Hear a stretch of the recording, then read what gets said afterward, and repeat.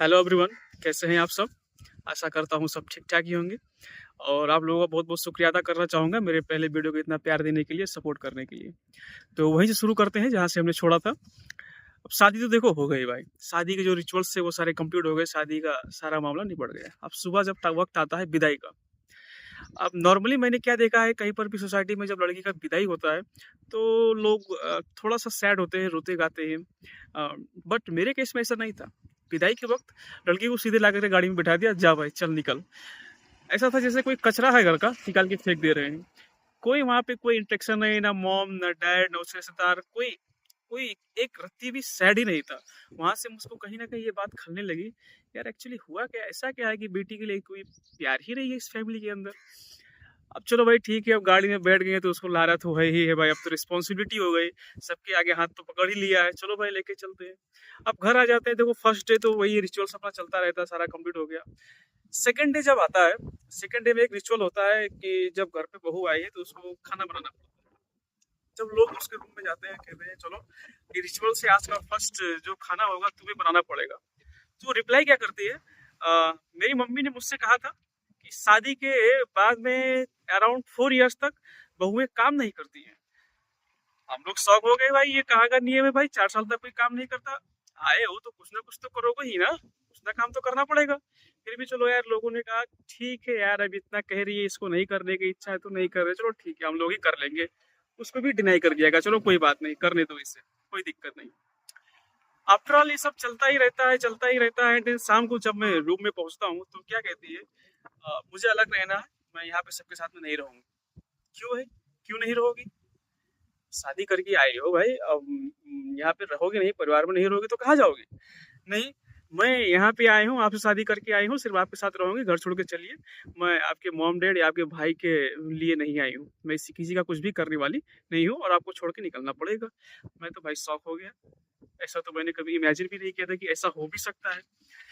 तो मैंने बस एक छोटा सा रिप्लाई दिया, देखो भाई अराउंड 23-24 ईयर्स को, अराउंड 23-24 ईयर्स तक तो मैं फैमिली के साथ ही रहा हूँ। इतना बड़ा मुझे फैमिली ने किया है। मेरे डैड भले ही एक टाइम का खाना ना खाए, बट मेरी स्कूल में फीस जमा करके आते थे ताकि मैं पढ़ लिख सकूँ। अब जब मैं थोड़ा इंडिपेंडेंट हुआ हूँ, थोड़ा करने लायक हो गया हूँ, तो तुम क्या चाहती हो, मैं सब छोड़ छोड़ के निकल जाऊँ? 24 साल से इस परिवार के साथ रह रहा हूँ, तुम्हारे साथ रहते हुए 24 दिन भी नहीं हुए, 24 मिनट में तुम ऐसा बोल रही हो कि चलो सब कुछ छोड़ के यहाँ से चलते हैं? ऐसा नहीं हो सकता है।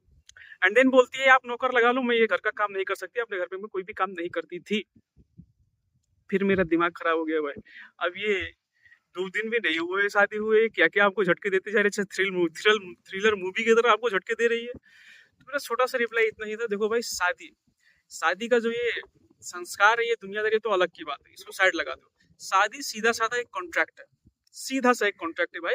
अगर एक बंदा बाहर जा करके काम कर रहा है तो दूसरी बंदी को घर में काम करना पड़ेगा, वो आपको करना ही पड़ेगा, वो आपकी रिस्पॉन्सिबिलिटी है।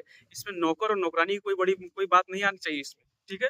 हाँ मानता हूँ अगर एक्सेप्शनल है, हस्बैंड वाइफ दोनों ही काम करे तो ठीक है, दोनों घर में मिलकर मिलकर काम करेंगे भाई घर का।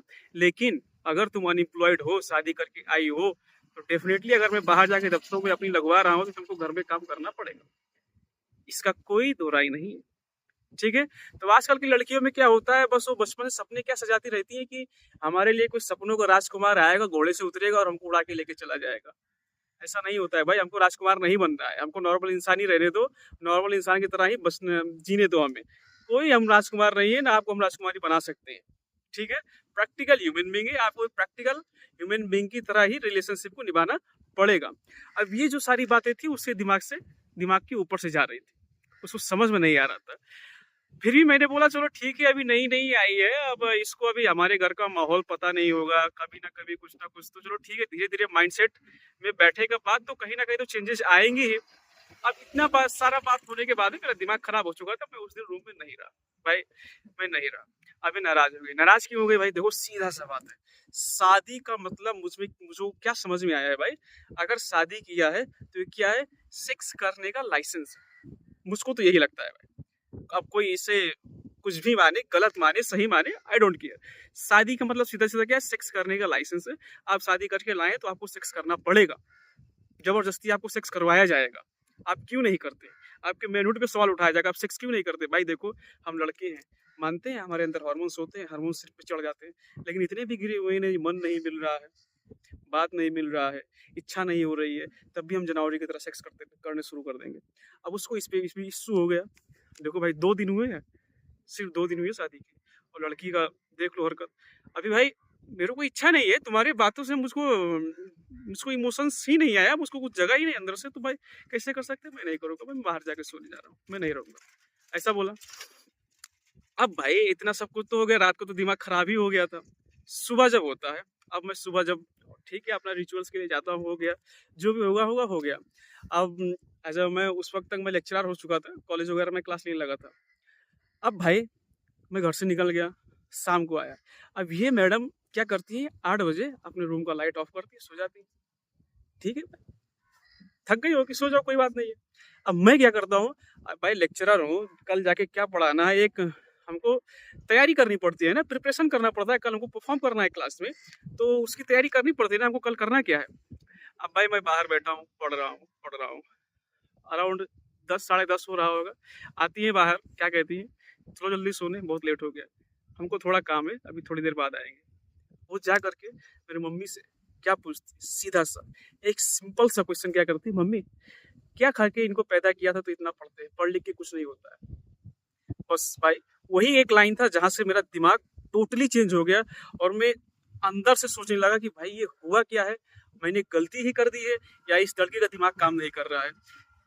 जब ये वर्ड उसके मुंह से निकला कि मम्मी क्या खा के पैदा किया था, बस भाई लिटरली वो मुझको हिट कर गया, वो अंदर कहीं ना कहीं इस तरीके से हिट कर गया कि अब यही एक हिट जो किया ना, ये लगभग 4 साल तक ये हिट करता ही रहा और ये चलता ही गया।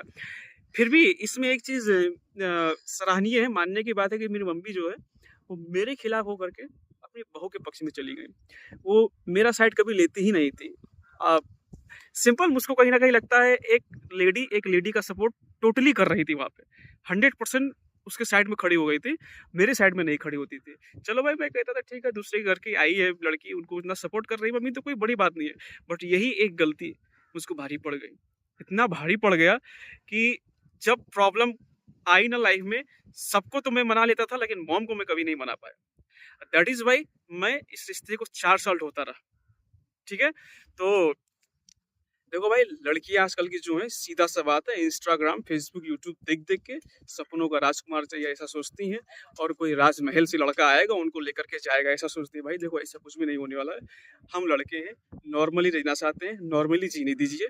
ये फोकट के सपने जो सजा के रखे हैं वो भाई अपने पास ही रखिए, अपने लिए वैसा ही ढूंढिए, हम लोगों को छोड़ दीजिए। ठीक है, और शादी, रही बात शादी की, भाई देख लो, मैं एक चीज मानता हूँ, हम लड़के हैं, हमारे ऊपर हार्मोन्स चढ़ता है, हम सेक्सुअली एक्टिव रहते हैं, हम दिखाते, चलो भाई ठीक है, हमको चाहिए सेक्स, हम दिखाते हैं, कोई बात नहीं, हमको दिखाना है। चलो लड़कियां क्या है, क्या उनको सेक्स नहीं चाहिए, क्या उनके अंदर हार्मोन्स नहीं होती हैं? होती हैं, बट वो लुका छिपा के रखती है ना, छिपा के रखेंगी, नहीं दिखाएंगी, उनको भी चाहिए। उनको इच्छा क्या होगा, ये खुद हमारे पीछे पीछे आए, ये खुद हमारे पीछे पीछे आए, उसमें हम कॉपरेट करेंगे। जब बात बिगड़ जाएगी तो क्या बोलेंगे, तुम ही तो पीछे आए थे, हमने थोड़ी ना कुछ कहा था। देख लो भाई, हम लड़कों को ऐसे ही फंसाया जाता है, ये एक बहुत बड़ा माया जाल है। तो भाई लोग इतना ही कहूँगा, केयरफुल रहिए, जीवन में एक एक कदम इन केस ऑफ फीमेल फूक फूक के रखिए, आपको कब कहाँ फंसा दिया जाएगा आपको कभी पता ही नहीं चलेगा। हालांकि मैं ने जो 4 सालों में झेला है, जब मैं उसको याद करता हूँ आज भी, तो अंदर से इस तरीके का गुस्सा आता है जो कहाँ जाके फुटा दूँ ऐसा लगता है। अगर मैं सारी चीज़ें अभी बताने लग गया तो लगभग 2 से 3 घंटे तक मैं आपसे बातें करते रहता हूँगा, लेकिन ये बात नहीं खत्म होगी। भाई ये तो सिर्फ 2 दिन की ही बात है, अब सोचिए मैंने 4 साल कैसे बिताया था उस लड़की के साथ में।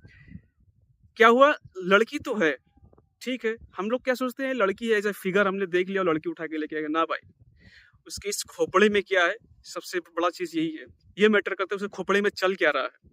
अगर इस खोपड़े का मामला बिगड़ा हुआ है ना भाई, तो तुम्हारी पूरी जिंदगी उथल पुथल हो जाएगी, तुम कुछ कर नहीं पाओगे। मैं आज भी कोर्ट का चक्कर लगा रहा हूँ, सोचिए, आज भी कोर्ट का चक्कर लगा रहा हूँ, ये भी धीरे धीरे बताऊंगा, एक्सप्लेन करते जाऊंगा। लेकिन भाई अगर मैं सीधा सा बात बोलूँ, अगर इस दुनिया के 10% भी लड़के लड़कियों का पीछा करना छोड़ दें, 10% लड़के लड़कियों का पीछा करना छोड़ दें, तो भाई ये सोसाइटी के जो नियम कानून है ना, उल्टा सीधा बनाया गया है ना, सब टूट जाएंगे, सारे भ्रम टूटने लग जाएंगे। लड़कियों को बहुत ज़्यादा ही भ्रम चल रहा है कि भाई लड़के तुम्हारे पीछे पागल है। बस 10% लड़के लड़कियों का पीछा करना छोड़ दे, देख लो भाई सारी चीज़ें उल्टी पुल्टी हो जाएंगी, पूरी इकोनॉमिक सिस्टम ही बिगड़ जाएगी।